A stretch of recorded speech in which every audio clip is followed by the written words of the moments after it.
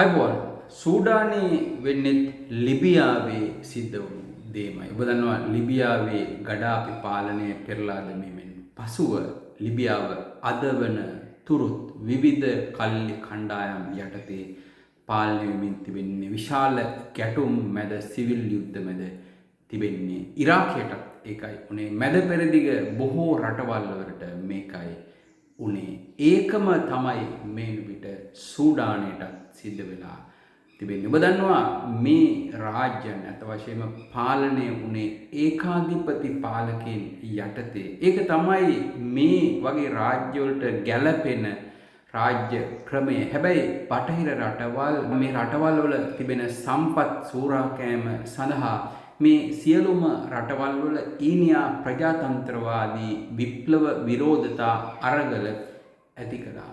ඒකේ ප්‍රතිඵලයක් විදිහට තමයි අර පැරණි නායක පරම්පරාව බලයෙන් පහ කරලා ඊනියා සිවිල් පාලන, ඊනියා ප්‍රජාතන්ත්‍රවාදී පාලන ඇති කිරීමේ ප්‍රතිඵලයක් විදිහට තමයි මේ අප්‍රිකානු කලාපයේ බොහෝ රටවල් මෙන්න විට අර්බුදයට යමින් තිබෙන්නේ. බටේ රටවල් හිතන්නේ තමන්ගේ ක්‍රමය ඇත වශයෙන්ම ඒක ඕනම රටකට ගැලපෙනවා කියලා. එනම ඒ රටවල් වල ජන සංයුතිය, වාර්ගික සංයුතිය මේ කිසිම දෙයක් සලකන්නේ නැතුව අර තමන්ගේ පද්ධතිය මේ රටවල් වලට බලෙන් එබ්බවීමට යාමේ ප්‍රතිඵලයක් විදිහට අවසන් ඔබ දන්නවා ජනාධිපති බරක් ඔබාමා ඔහුව තමන්ගේ ජනාධිපති දුර කාලයේ කරපු විශාලතම අත්තරද්ද මුවමර් ගඩාපි බලයෙන් පහ කිරීම කියලා. නමුත් ඒ වෙනකොට සියල්ල සිද්ධ වෙන්න ඕන හරිය සිද්ධ වෙලා ඉවරයි. දැන් මේ සූඩානෙත් ඒක තමයි සිද්ධ වෙලා තිබෙන්නේ. 2019 වර්ෂයේ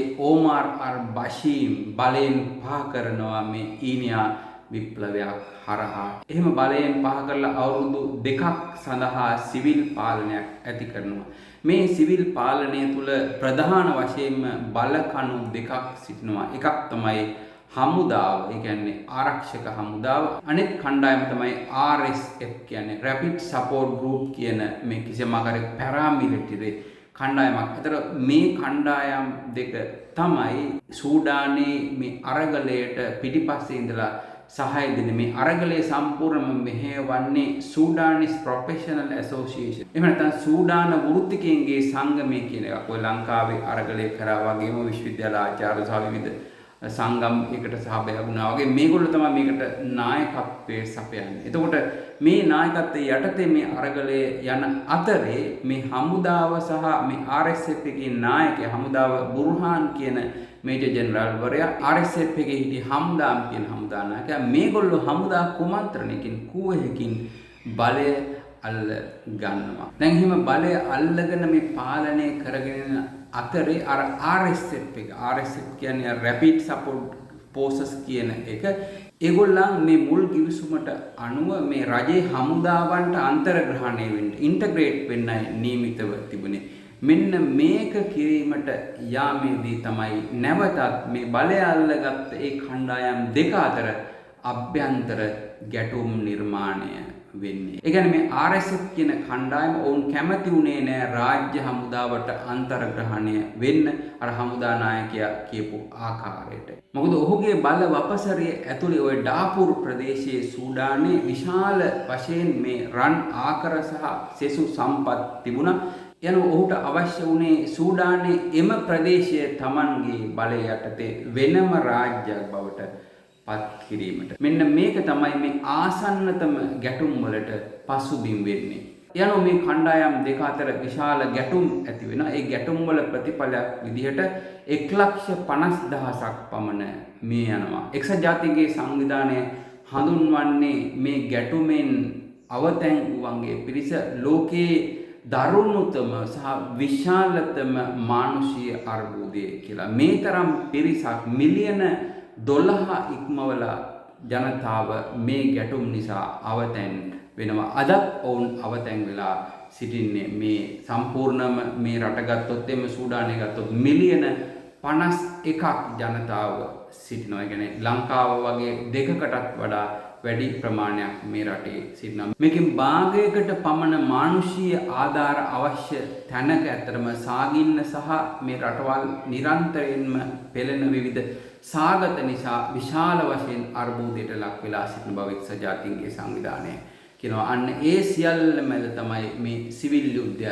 ඉස්සරහට ඇවිදිලා මේකට ජනතාව එකිනෙකා මරා ගන්නා තැනට පත් වෙලා තිබෙන්නේ. මේ රට ආගමික වශයෙන් ගත්තොත් එහෙම 90ක් පමණ මුස්ලිම්. ඔබ දන්නවා මීට කලින් 2011 වසරේ මේ විශාල සූඩානයෙන් තවත් එක කොටසක් වෙන් වුණා. ඒ කියන්නේ ඔය සවුත් සූඩාන්, දකුණු සූඩානය කියලා තිබෙන්නේ ඒක. ඒ ප්‍රදේශයේ සිටින සම්පූර්ණ ක්‍රිස්තියානි ජනතාව. එතකොට මුස්ලිම් ජනතාව තමයි දැන් මේ අද ගැටුම් ඇති වෙලා තිබෙන ප්‍රදේශයේ සිටින්නේ. සුපුරුදු පරිදි මේ ගැටුමත් හුදකලාව ඇති වෙච්ච ගැටුමක් නෙමෙයි. මේකට තිබෙනවා මේ කණ්ඩායම් දෙකටම උදව් කරන බාහිර බලවේග. ඒ බාහිර බලවේගවල අභිලාෂයන් තමයි මේ කණ්ඩායම් හරහා ක්‍රියාත්මක වෙන්නේ. විශේෂයෙන්ම RSF කියන මේ Rapid Support Group කියන මේ කණ්ඩායමට එක්සත් අරාබි එමිල් රාජ්‍ය විසින් ආධාර සපයන බව බොහෝ අය චෝදනා කරනවා. මේ අලුත්ම ගැටුම් ඇති වුණාට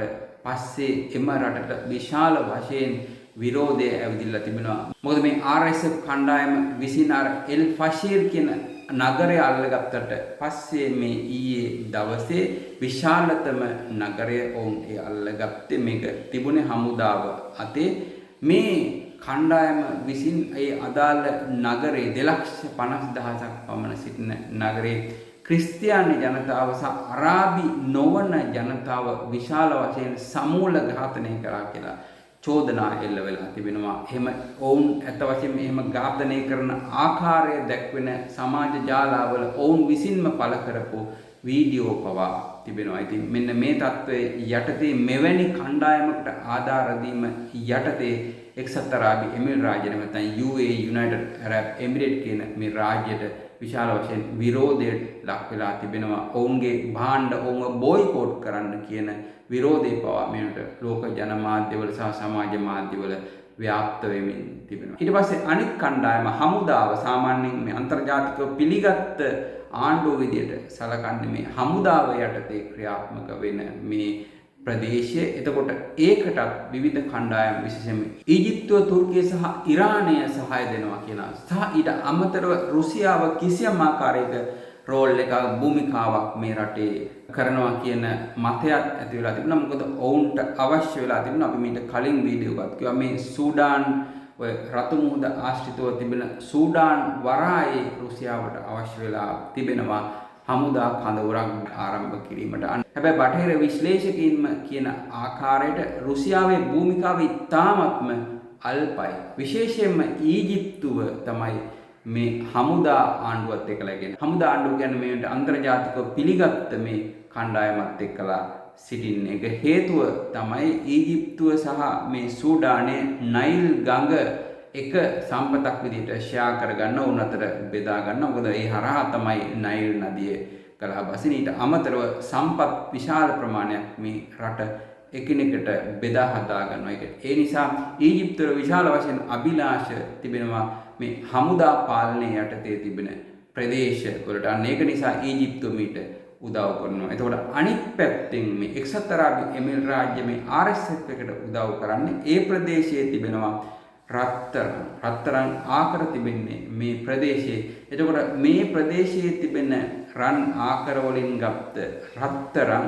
RSF නායකයා හම්දාන් විසින් එක්සත් අරාබි එමිරේට් රාජ්‍යයට ලබා දෙනවා කියන එක තමයි ප්‍රචලිත වෙලා තිබෙන්නේ. අන්න ඒකට හිලව් විදිහට ඔවුන්ට එම පළාතේ වෙනම රාජ්‍යයක් ඇති කිරීම සඳහා එක්සත් අරාබි එමිරේට් රාජ්‍ය ආයුධ සහ මුදල් චාඩ් වැනි රාජ්‍ය හරහා මේ ප්‍රදේශයට යවන බව තහවුරු වෙලා තිබෙනවා. අනිත් කාරණේ තමයි මේ එක්සත් අරාබි එමිරේට් රාජ්‍ය මේ RSF කියන කණ්ඩායම එක්තරා කාලයක ඔවුන්ව නිර්මාණය කරලා පෝෂණය කළේ මේ යෙමනේ හූදි කැරලිකරුවන්ට එරෙහිව යොදා ගැනීම සඳහා. ඉතින් මෙන්න මේ හේතුව නිසා තමයි මේ එක්සත් අරාබි එමිරේට් රාජ්‍ය මේ කණ්ඩායමට මේ ආධාර ලබා දෙමින් ඔවුන් තවදුරටත් පෝෂණය කරමින් සිටින්නේ. ඉතින් ඒ අනුව මේ ගැටුම සම්පූර්ණම මේ අන්තර්ජාතික බලවේගවල නූල් සූත්‍ර විසින් හසුරවන ගැටුමක් අපට කියන්න පුළුවන්. ඉතින් හැබැයි මේ සියල්ලටම මඟ පෑදුවා අපි අර මුලින් සඳහන් කරපු මේ ඔමාර් අල් බෂීර් බලයෙන් පහ කිරීම ඔහු තමයි මේ විවිධ පාර්ශවයන් අතර ගැටුමක් ඇති නොවන ආකාරයට විශේෂයෙන්ම ඉස්ලාමීය ISIS ත්‍රස්තවාදී ඊට පස්සේ අල් කයිඩා වගේ ඒ කණ්ඩායම් පවා මේ රටේ තිබෙනවා වෙනත් කණ්ඩායම් විදියට වෙනත් එහෙමනම් සන්නද්ධ කණ්ඩායම් විදියට ඒ කිසිම කණ්ඩායමකට උඩට එන්න බැරි විදියට බලය පවත්වාගෙන ගියේ ඒ හිටපු ජනාධිපතිවරයා ඔහු තමයි 2019 බලයෙන් පහ කරන්නේ මේ අරගලය හරහා. ඉතින් ඔය ලිබියාවෙත් උනේ ඒකයි. මොකද මේ ප්‍රදේශවල මේ පණු කූඩය ඇවිස්සුනොත් එහෙම නැවතත් ඒක ඒ ටින් එකට දාන්න බෑ. දැන් ඒක තමයි සිද්ධ වෙලා තිබෙන්නේ. විවිධ අයගේ විවිධ අභිලාෂයන් එකිනෙකට ගැටෙන තැනටපත් වෙලා කිසිම කෙනෙක් කොම්ප්‍රොමයිස් කරන්නේ නැති තැනකට, ඒ කියන්නේ මැද තැනකට ඒමට කැපකිරීම කරන්නේ නැති තැනකටපත් වෙලා තිබෙන්නේ. ඉතින් මේක තමයි අර තේරුම් නොගත් කාරණේ. ඉතින් මේ සෑම භූමියකටම අර ඉනියා ප්‍රජාතන්ත්‍රවාදය කියන එක යටතේ ඒක බලෙන් පටවන්න බෑ කියන එක තමයි මේකෙන් තීන්දුව වෙන්නේ. මොකද ඒ රටවල් වලට ආවේනික පාලන ක්‍රම තිබෙනවා. මොකද ඒවා හැදිලා තිබෙන්නේ එම රටවල් නිර්මාණය වෙලා තිබෙන ඒ ජන සංයුති සහ ඒ ජන සංයුතින් අතර තිබෙන විවිධ ගැටුම් සහ වෙනස්කම් වලට උඩින් බලයක් පිහිටවීම සඳහා.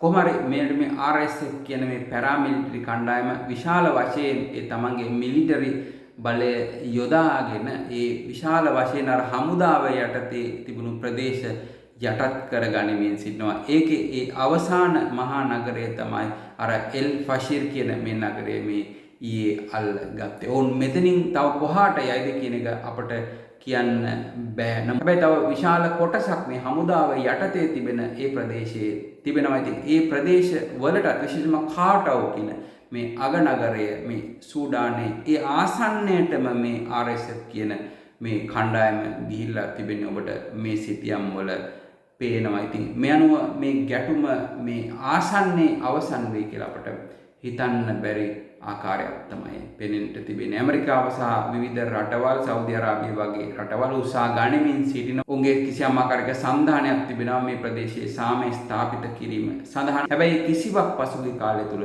සාර්ථක වුණේ නැහැ. එහි ප්‍රතිඵලයක් විදිහට තමයි මේක මේ අවසානයේ මේ ආකාරයට පුපුරා ගිහලා අවසානයේ මේ ගැටුම් වල සියලු බර සාමාන්‍ය වැසියන්ට අද උසුලන්නට සිද්ධ වෙලා තිබෙනවා. ඉතින් මේක තමයි අලුත්ම තත්ත්වය. මේ අප්‍රිකානු මහද්වීපයේ සූඩානයේ ආශ්‍රිතව මේ ගැටුම දෙස අපි තාමත්ම ඕනෑකමින් නිරීක්ෂණය කරමින් සිටිනවා. මේ සම්බන්ධයෙන් අලුත් තොරතුරු ලැබුණු විගස ඒ සම්බන්ධයෙන් ඔබ දැනුවත් කිරීමට සූදානම්. එයත් සඳහන් කරමින් සමුගන්නම් මේ වීඩියෝ වෙන ඔබත් මේ විග්‍රහයට යාවත් කාලෙ කරන කැමති නම් අපගේ නාලිකාව subscribe කරලා සම්බන්ධ වෙන්න සුදාසම් ප්‍රාර්ථනා කරනවා.